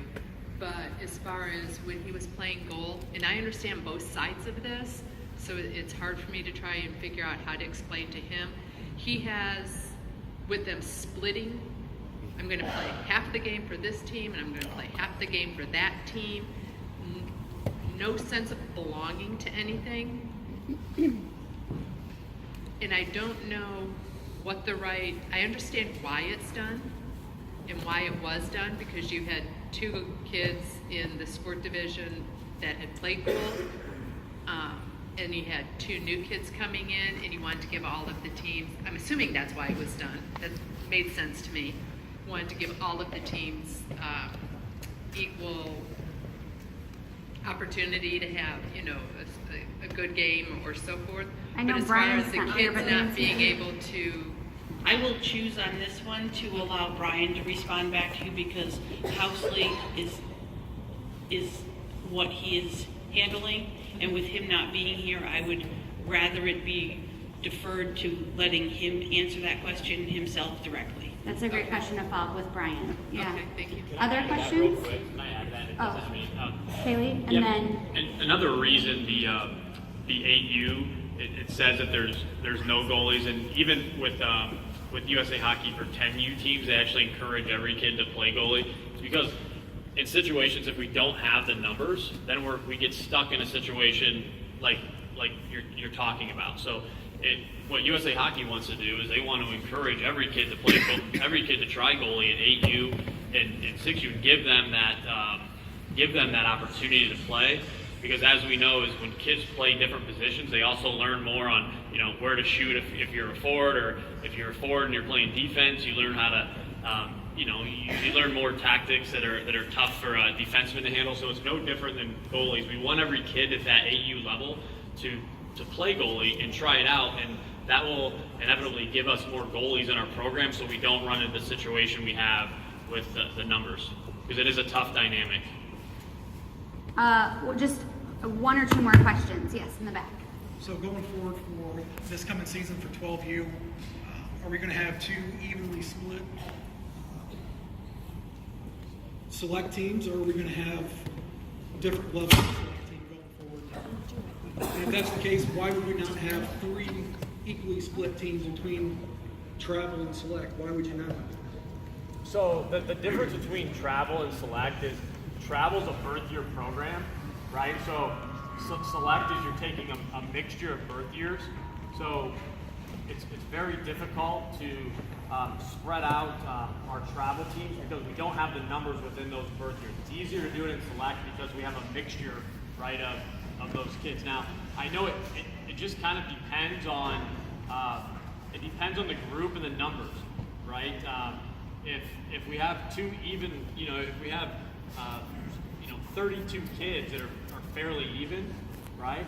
Then we'd probably make two equal teams. If we have a group of kids that kind of stands out and another group that's maybe at a little bit of a lower level, then it makes sense to allow those top kids to maybe compete at a little bit of a higher level and allow those kids that maybe aren't there yet to play in games that similar to their skill set. So it will depend on the kids and the talent that's out there for that tryout. And the coaches will talk about that after, to make that decision. Yep. And I know we've had it both ways. This year, our Pee Wee, we had two pretty equal Pee Wee teams, and then At the select level? At the select level, and then the year before, we had one of our Bantam teams actually go to Silver Sticks, and they ended up winning the Silver Sticks. But with that, we also had a team that was below them that probably didn't get the attention that they deserved. And we want to make sure that if we can, provide the kids equal opportunities at the select level. One more question? Yeah, I have a two-part question, actually. I guess the first question goes back to the budget. How transparent is that budget going to be? Are we going to see line item at the end of the year? How much goes into the coffers for the next year? And then the second question, I think, is maybe for Kaylee.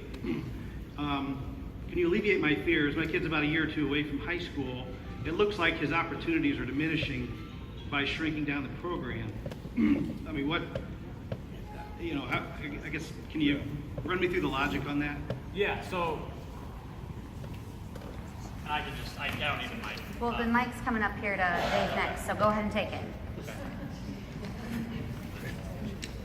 Yeah, so right now, right, the problem that we see in the association, and especially for high school hockey, okay, is that the product, right, doesn't allow our top kids to get better, and it doesn't allow our bottom kids to get better. So there will be an opportunity if Sam, let's say, as a freshman, isn't able to make a varsity team, and even if, let's say, he made a varsity team and he wasn't going to play as much, that would stunt his development. We'd rather see him play on a JV team, get more minutes, and so he can work hard to play on a varsity team the next season. So there's going to be 4 varsity teams. This, like we said, it's not all finalized. If there's enough, there could potentially, Tom, I don't want to speak out of hand, but if there's enough numbers, is there a possibility there would be 2 JV teams? If there's enough? Yes, there is a possibility.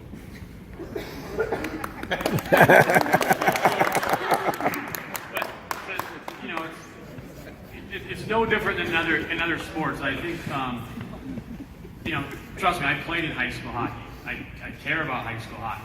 I do. I coached it the last 2 years, and I see the dynamic of it, and it is going to be tough because there will be kids that may not make teams, but every kid has the opportunity to try out for a team, and if they're not at that varsity level, they still have the opportunity to play at a lower level to get better. And I think, like, at the higher age groups, it's okay if our kids experience a little bit of failure, right? At the high school level, it shouldn't be every kid has an opportunity to play on a team, right? I know we, you heard Scott Van Pella on ESPN talk, and I love the quote, but prepare your kid for the path, but don't try to prepare the path for your kid. Like, and I can speak for myself. There was a lot of times in my career, like, I wanted to be a junior A player, got cut. I was a junior B player. I wanted to be a Division I player. Guess what? I got cut. I had to settle for Division III.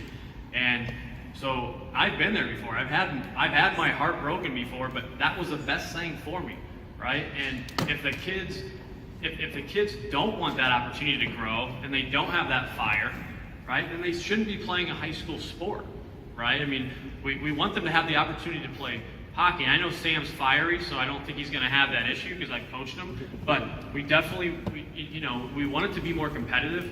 But we also want to give those kids that aren't ready yet the chance to play games, because if they're sitting on the bench their freshman and sophomore year, they're not going to get any better. They're not going to get the development they need. Can I ask a question, Keely, as follow-up to that? We're sitting here talking about next season and the 4 teams in the JV, and we can get in our mind what the picture of that looks like. But if we think back about the path and this development, the kids who are here today, who in a few years are going to be playing high school, are potentially more equipped than the kids who are entering the season right now. So with the competition level and all the parents in the room who are looking ahead to high school, everything looks a little bit more competitive and rich from an experience standpoint, as I understand the path to be. Is that right, or? I would say I think this year was a difficult year because we don't have the numbers coming in, and either way you slice it, there's going to be one team that's left out, and it doesn't matter what team to me that is. Like, yeah, I coach Summit City, but I've worked with kids on Fort Wayne, worked with kids on Dwanger. I care about all those kids, right? And it's not fair to leave someone hanging. And it's going to be a better product. The idea is there's going to be around 80 spots to play on a varsity team, and that's why we're working so hard at the lower level to focus on skill development. So when your players get to that point, they can play at a higher level, right? And that's the goal we want. And then the best high school players then can play on a U16 or U18 team and give those kids the opportunity to maybe get seen by some of the junior and college teams. So, but that's why we're working so hard, and that's why we're putting this plan in place so no kid gets left behind. It's very important. For our select kids 2 years ago, having them be part of the skill sessions, you've seen how many more select teams there are now in our program. Okay, 4 years ago there was 2 select teams. Now we have 3 in one birth year, right? So this idea that we're allowing the kids the same on-ice development at the younger ages will definitely help the high school level. And I don't want to talk about what's going to happen in the future, but if our numbers continue to grow and we keep more kids and we retain kids through the ADM and build our program, it's not to say that someday we couldn't have more high school teams. I don't want to promise that, but it's not out of the question if our numbers grow. I want to give Greg a chance to comment, and then Dave has a question. Well, mine was just related to this. If the numbers grow, they're looking. I mean, the team numbers for those teams aren't going away. Fort Wayne could still raise back up to 6 varsity teams, right? If we had the numbers. Correct. If we have the numbers. Right.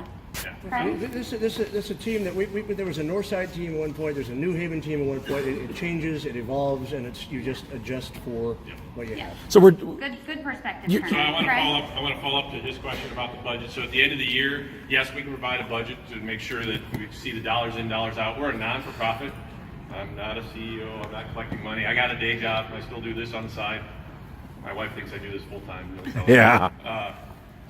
So yeah, we can provide a budget, shows the dollars in, dollars out, and we can kind of break that down so we can be transparent. There's nothing, what I don't want to get into is what, differences between $100 between teams here and there. We're trying to provide a product to the individuals, and we'll be glad to be transparent on where that's at. So, want to piggyback one thing on to Kaylee too, talk about the select. So the only reason my son is in travel is because there was no select available to him when I went to try out. There's 4 kids that came out for a squirt select, and my kid ended up having to go try out for a travel team and ended up making it, and it's been a great path. So as we talk about the development of the select program, it's gone a long way in the last 3 to 4 years, and particularly in the last 2, and I think so it's been really great. Dave, question. Craig, you want to come in? Yeah. My question is on the 8U tryouts. Is it possible we do the call out in June and then the tryouts in September? Is it possible we can move the tryouts up to give more of an opportunity for the sponsorship, get the jerseys ordered, because they're typically brand new teams? We kind of ran into some problems at the end. And there's also only a couple new additions that tried out compared to the call-out. Dave, I like that question. Rather than be able to respond, so we haven't talked about some of the specific team answers. Unless Jeff wants to answer it, I would almost rather that be an offline conversation because there's a lot of things into consideration. What you've seen tonight has been voted on by the association board, so modifications to that involve some more discussion. I will say though, AU is no different than, that's really what we've done every year, and I understand the challenges with getting jerseys and so forth. We've taken some steps this year to improve that. I think what we hope is, and I'm going to go on a limb and say that with the call out, we'll have a good sense of the numbers, and that's the idea of doing that early. So yes, the team doesn't form, and we may at some point in future years maybe decide to pull that up. Yeah. But we may decide to pull that up. What we want to do is make sure that, so people aren't used to it yet being so early, so we want to make sure that we give full opportunity for all those kids to be a part of it. So, Tommy, quick comment. Just one last thing. The other thing that we think at the 8U is because the people are brand new, you want to allow a little bit of time for a week or two of house so that you can get the word out that there is going to be a tryout. In the older years, you kind of get to know the calendar pretty well. But when you're first coming in, especially if you're at that 7U first year of Might, you might not have any idea that, I know on our team the first year, 2 years ago, we picked up somebody, they signed up the night of the tryout. So I think that you need a little bit of awareness down there to get the word out a little bit. Okay, comment back. So with the elimination of 3 of the hockey teams at the high school level, what's going to happen to, say, our 14U team has 2 players that live outside of Fort Wayne that drive here. Some of them, one player drives from Michigan, the other one drives from the Butler area to play here.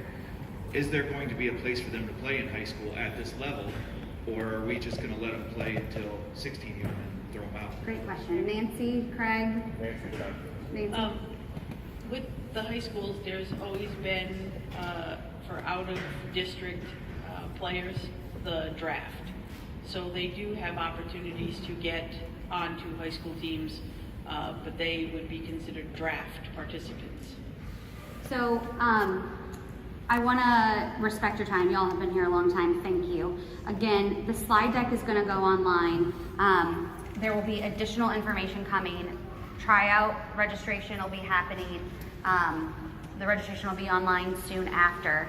I want to just call out a couple of people. If you have additional questions while we're here tonight, Nancy and Tom and Bill, high school questions, they should come and talk to you. If you have questions or ideas about the member engagement, come talk to Brooke. Travel and Select, come talk to Jeff. Kaylee about everything. Craig about everything. Me about nothing. Any final comments, Craig? For those of you who are still here, thank you for staying. Appreciate you taking the time and effort. There's a lot of effort that goes in on the board's part, so I really appreciate you taking the time to come and listen to what we have to say tonight. Everything we do is in the interest of your children or your players to try and improve the play. We do a lot of research into trying to put what we put up here on the board. It does not come to us in a shower one morning and say, hey, I got this dream, we're going to do this. So this is a lot of time and effort over probably, I would say, since last October. We've been trying to do this on top of our normal volunteer jobs of trying to run the organization, on top of our day jobs that we try to do to provide for our families. So a lot of effort's gone in, so I appreciate you staying tonight. We do have a little bit more information we've talked about tonight that we're still trying to work out. I would be looking for that. You want to get that in your hands. Look for that probably sometime after spring break, as I mentioned before. So it's that week of the 9th, I believe that is, 8th? Week of the 8th. Week of the 8th. We'll be getting some more information out to you so you got a clearer picture of what it is that you're paying for, what it is you're getting, and by then hopefully have some coaches tied down as well. So. And if you have house questions, Peg and Nancy. Peg's not on my chair row, but she's still right there. I know, she counts. The house questions would be Peg and Nancy. So thank you again for the evening. Enjoy the rest of your evening and enjoy the summer. Please take a break and have a good time.